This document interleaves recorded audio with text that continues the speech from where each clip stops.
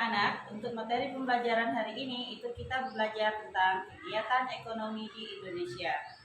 Pada bab 8 ini kita belajar tentang kegiatan ekonomi di Indonesia, di mana tujuan pembelajaran yang pertama menjelaskan dan menyajikan hasil identifikasi kegiatan produksi, distribusi, dan konsumsi. Yang kedua, menjelaskan jenis-jenis usaha dalam bidang ekonomi di Indonesia. Yang ketiga, menjelaskan jenis-jenis lembaga ekonomi di masyarakat. Yang keempat, kita mempraktikkan kegiatan ekonomi di Indonesia. Bagian pertama yang harus kita pelajari yaitu kegiatan ekonomi untuk memenuhi kebutuhan hidup. Yang pertama itu produksi. Nah, di mana produksi itu merupakan kegiatan mengolah barang mentah menjadi bahan setengah jadi atau barang jadi. Coba kita lihat di sini ada gambar ya. Perhatikan gambar di sampingnya, itu ada orang yang sedang memeras susu sapi. Nah, pada saat proses pemerasan susu sapi ini disebut sebagai produksi. Kenapa produksi? Karena susu sapi yang dihasilkan dari sapi secara langsung itu baru bahan setengah jadi atau bahan mentah. Nah, ini disebut sebagai produksi. Selanjutnya, di sini ada gambar perajin melakukan kegiatan produksi barang. Nah, di sini perajin akan memproduksi barang apa yang akan mereka buat ya, dari bahan jadi, bahan mentah menjadi bahan setengah jadi. Kemudian setelah ini ada gambar yang kedua, sopir bus ini melakukan produksi jasa. Sopir bus ini melakukan mengantar barang-barang itu sebagai kegiatan produksi jasa. Yang kedua itu kegiatan distribusi, di mana kegiatan distribusi memudahkan konsumen untuk memperoleh barang, kebutuhan, dan produsen. Nah, orang yang mengantarkan barang tersebut itu disebut sebagai distributor. Jadi distributor itu merupakan sebutan untuk orang yang melakukan distribusi atau orang yang mengantarkan barang kepada konsumen. Ketiga itu kegiatan konsumsi. Nah, kegiatan konsumsi ini berarti kita mengambil manfaat dari suatu barang atau jasa, ya. Seperti kita harus bersikap hemat saat melakukan kegiatan konsumsi. Jadi anak-anak ketika melakukan konsumsi, kegiatan konsumsi ini harus hemat, ya. Kenapa harus hemat? Karena sikap hemat itu pangkal dari ya, seperti makan itu kegiatan dari konsumsi. Jadi seandainya kita makan nasi, nah nasi itu kan awalnya produksinya dari padi ya, dari padi kemudian diolah menjadi beras ya, kemudian beras itu akan didistribusikan ke warung-warung. Nah, kemudian kita sebagai konsumen itu akan membeli beras tersebut kepada warung. Nah, kemudian setelah beras itu menjadi nasi, barulah itu bisa kita konsumsi. Buatan dalam negeri. Nah, jadi kita sebagai warga negara Indonesia itu harus menghargai produk-produk buatan negeri kita sendiri. Seandainya dari pakaian, dari sepatu itu kita harus memakai dari produk Indonesia. Kenapa kita harus menghargai? Yang pertama, kita gunakan barang sesuai kebutuhan. Yang kedua, menyimpan barang agar tidak rusak. Kemudian yang ketiga, gunakan bahan baku dari dalam negeri. Dan yang keempat, memuji kualitas barang buatan dalam negeri. Nah, memuji kualitas barang dalam negeri di sini maksudnya apa? Produk yang kita gunakan, menggunakan produk dari dalam negeri kita harus berikan apresiasi, berikan pujian bahwa produk yang dihasilkan dalam negeri kita, negeri Indonesia itu sangat bagus ya. Jangan kita bandingkan dengan produk luar seperti produk dari Cina atau dari negara lain ya. Kita bandingkan produk Indonesia, seandainya produk Indonesia itu jelek dibandingkan dengan produk Cina. Produk Cina lebih bagus. Nah, artinya sikap kita itu tidak menghargai ya, produk dalam negeri. Jenis usaha dalam bidang ekonomi di Indonesia, ya. Jadi kebutuhan hidup yang beragam mendorong manusia untuk berbagai usaha ekonomi, ya. Usaha ekonomi yang dilakukan sesuai dengan kondisi alam sekitar, seperti di daerah kita ini. Di daerah kita ini di dataran rendah, usaha ekonomi masyarakat itu banyak berkebun, ya. Nah, jadi ada yang berkebun kelapa sawit, ada yang kebun karet. Itu sebagai usaha ekonomi yang dilakukan masyarakat yang ada di sekitar kita, sesuai dengan kondisi alam yang mendukung di daerah ekonomi di masyarakat. Yang pertama itu usaha agraris. Nah, jadi hasil usaha agraris sebagai bahan baku industri, contoh pertanian, peternakan, dan perhutanan.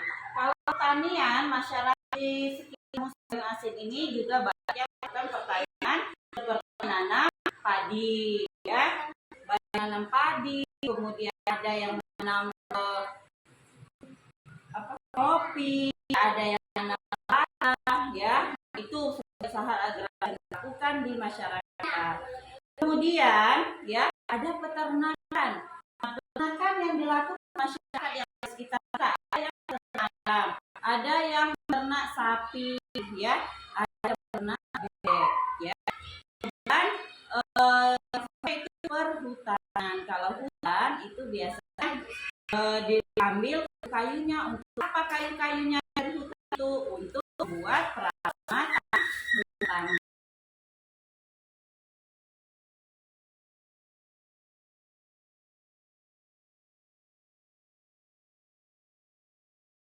Industri ini mengelola bahan mentah dari usaha agraris menjadi siap digunakan masyarakat, ya. Jadi usaha industri ini dapat dilakukan secara sederhana ataupun besar di pabrik, ya. Seperti tadi ada yang melakukan peternakan sapi. Nah, jadi sapi itu menghasilkan susu, ya, sehingga susu tadi akan masuk ke pabrik susu, akan menjadikan ya susu ataupun makanan yang dari susu, ya. Kemudian ada usaha industri pengrajin, contohnya industri rumahan, seperti ada yang membuat dari daur ulang dari kerang, cangkang kerang, ya, ada yang membuat daur ulang dari botol bekas. Itu masuk sebagai usaha industri.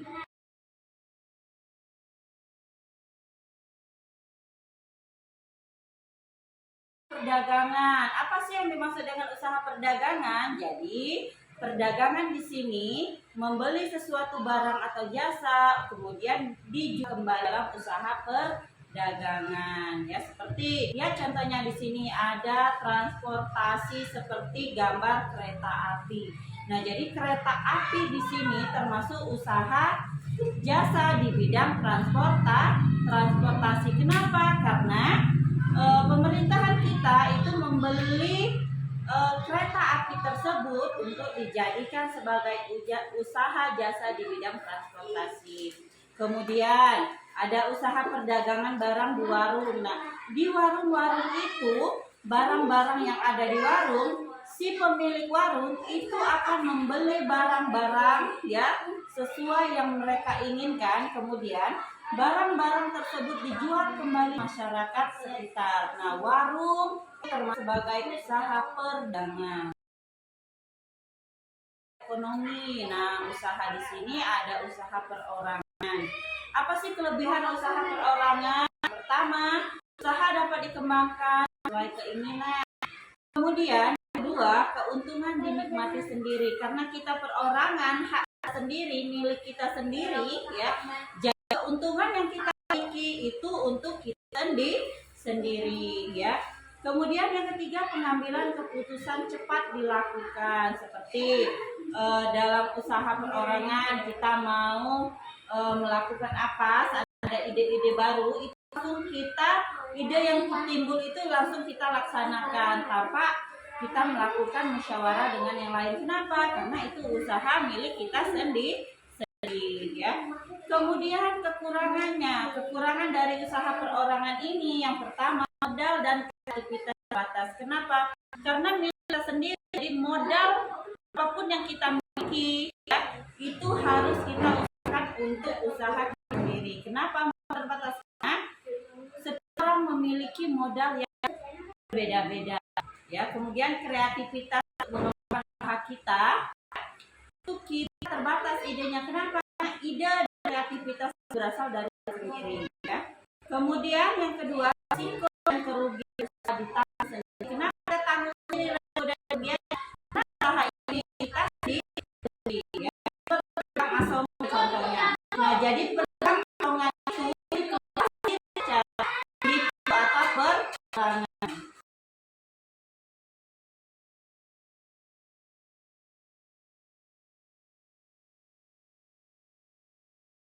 Kelompok. Jadi kalau tadi kita membahas usaha perorangan, di sini kita membahas juga usaha kelompok. Apa sih kelebihan dan kekurangan usaha kelompok ini? Nah, untuk kelebihan usaha kelompok yang pertama memiliki modal banyak. Kenapa memiliki modal banyak? Karena usaha yang kita lakukan ini yaitu milik bersama atau kelompok. Kemudian yang kedua, risiko dan kerugian usaha ditanggung secara bersama. Yang ketiga, banyaknya ide dan kemampuan untuk mengembangkan usaha kita berkelompok itu akan lebih baik. Kenapa? Karena dalam berkelompok itu kita memiliki ide-ide yang baik ya untuk kita satukan sehingga bisa membuat usaha kelompok kita ini akan semakin berkembang. Kemudian kekurangannya, apa sih kekurangan dari usaha kelompok? Yang pertama, keuntungan dibagi dengan pemilik. Nah, karena kita berkelompok ya, jadi keuntungan yang dimiliki oleh usaha kita itu kita akan berbagi rata. Kalau kita berbagi rata, otomatis keuntungan itu yang kita dapat itu akan lebih sedikit dibandingkan dengan usaha perorangan. Yang kedua itu pengambilan keputusan lama. Kenapa lama dalam kita memutuskan keputusan? Karena kita harus bermusyawarah, melakukan musyawarah dalam kelompok yang melakukan usaha tersebut ya. Kemudian yang tiga, kelangsungan usaha tidak menentu. Kenapa tidak menentu? Karena setiap kelompok memiliki pemikiran ya, pemikiran yang berbeda-beda ya, termasuk dari ide kreativitas. Kalau kita tidak melakukan musyawarah, maka usaha kelompok yang kita lakukan itu akan cepat hilang. Nah, contohnya itu saya PT Pertamina dalam pom bensinnya itu termasuk dalam usaha kelompok ya, usaha seorang yang terbatas.